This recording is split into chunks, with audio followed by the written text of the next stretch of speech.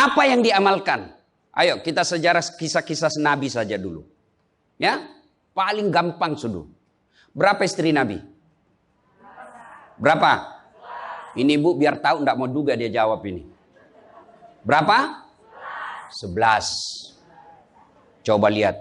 Istri pertama namanya Khadijah. Tua berapa tahun? 15 tahun lebih senior dari Nabi. Sebelum menikah dengan Nabi, beliau paling kaya di Mekah. Paling kaya di Mekah. Menikah dengan siapa? Muhammad bin Abdullah. Pegawainya waktu itu, karyawannya. Lalu Khadijah selalu cerita-cerita kelebihan Muhammad kepada asistennya. Namanya Nafisah. Asistennya, dia selalu cerita. Ini Muhammad baik, jujur, kinerjanya bagus, disiplin, sopan ngomong. Nguntung juga baik. Nafisah paham. Oh, bunda ini senang sama Nabi. Muhammad waktu itu belum jadi Nabi. Akhirnya apa? Nafisah jadi tim sukses. Tapi bukan tim sukses pilkada. Disuruh bikin baleho 10, cuma 5 dia bikin. Hilang 5. Ya kan? Ini Nafisah datang kepada Muhammad. Muhammad, bagaimana kalau ada perempuan suka kamu? Alhamdulillah. Tapi ini perempuan lebih senior dari kamu. Tidak ada masalah. Lebih tua 15 tahun. Tidak ada masalah. Tapi dia sudah 2 kali janda. Tidak jadi masalah. Tapi dia bosmu. Tidak jadi masalah. Yang jadi masalah, benar tidak dia senang sama saya? Kata Nafisah, tenang mas bro. Saya punya urusan. Jangan lagi cari dah hadis mas bro, ndak ada. Lalu datanglah Nafisah kepada Khadijah. Bunda, bagaimana menurut bunda kalau ada laki-laki senang bunda? Alhamdulillah, terbuka jodoh. Tapi ini lebih muda dari bunda, tidak jadi masalah. Lebih muda 15 tahun, tidak jadi masalah.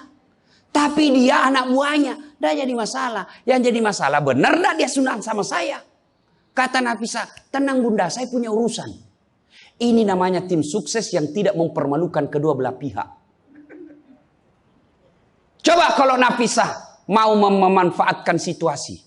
Maka dia datang kepada Muhammad. Muhammad, dia suka kok bos. Tenang aja, ambil semua hartanya. Dia terlalu senang sama kamu. Nafisah kan tidak. Berarti ibu-ibu jaga perasaan orang.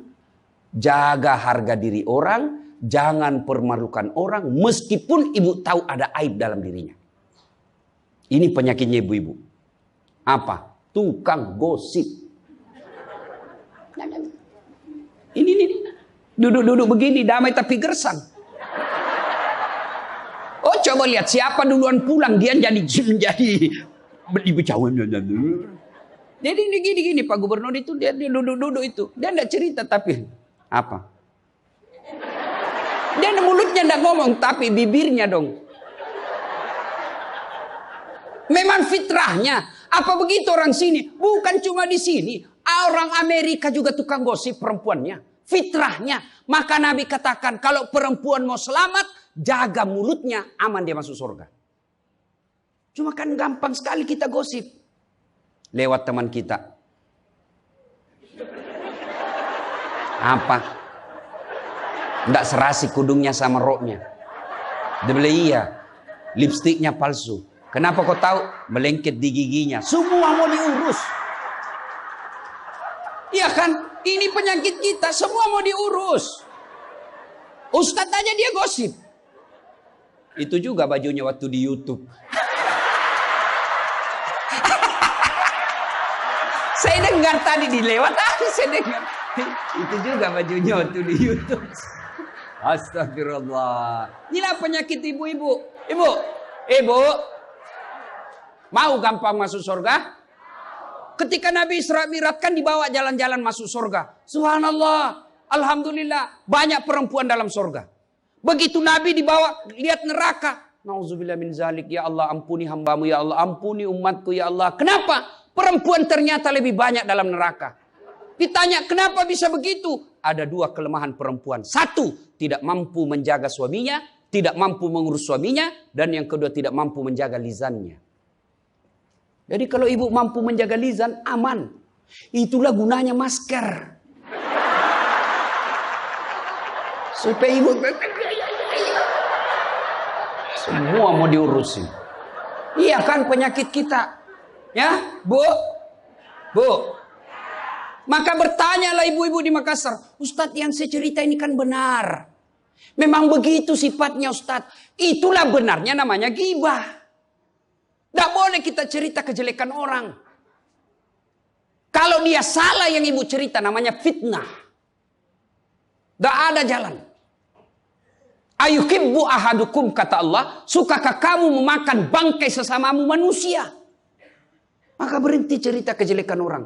Jadi gimana solusinya Ustaz? Ketika datang orang cerita, Bu katanya, na'udzubillah min zalik. Kita berlindung kepada Allah dari keburukan itu, Bu. Belum tentu suami kita lebih baik dari dia. Berhenti itu. Cuma kan enggak kita. Memang. Enggak tahu persoalan. Biar enggak tahu persoalan. Ikut campur. Ibu kalau suka ikut campur bikin urusannya ibu, nanti takdirnya seperti tauge. Tahu tauge? Tahu tauge? Coba lihat tauge, Bu. Kita bikin soto Banjar, ada. Pecel, sayur, lemper, ada. Ada tuh kalau di Makassar ada lemper. Ayo, maka karena dia selalu ikut campur, Allah takdirkan semua tauge bengkok. Dan ada yang lurus toh? Maka kalau ada ibu-ibu majelis begini kumpul, teriaki saja pagi-pagi toge nih ya. Ini penyakit perempuan.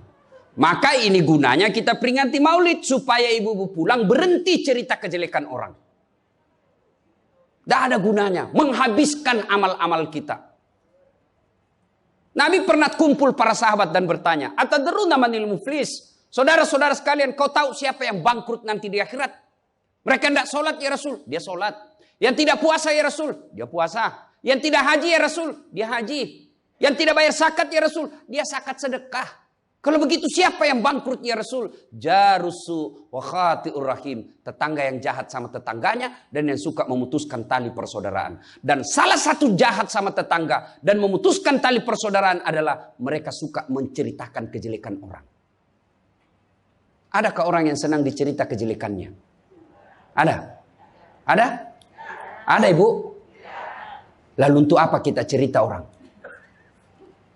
Rajin betul istrinya majelis taklim. Baik betul itu istrinya. Tapi kasihan suaminya selingkuh kiri kanan. Lalu apa untungnya ibu cerita? Bu? Hei. Hei. Satu. Pulang pengajian. Tinggalkan gosip.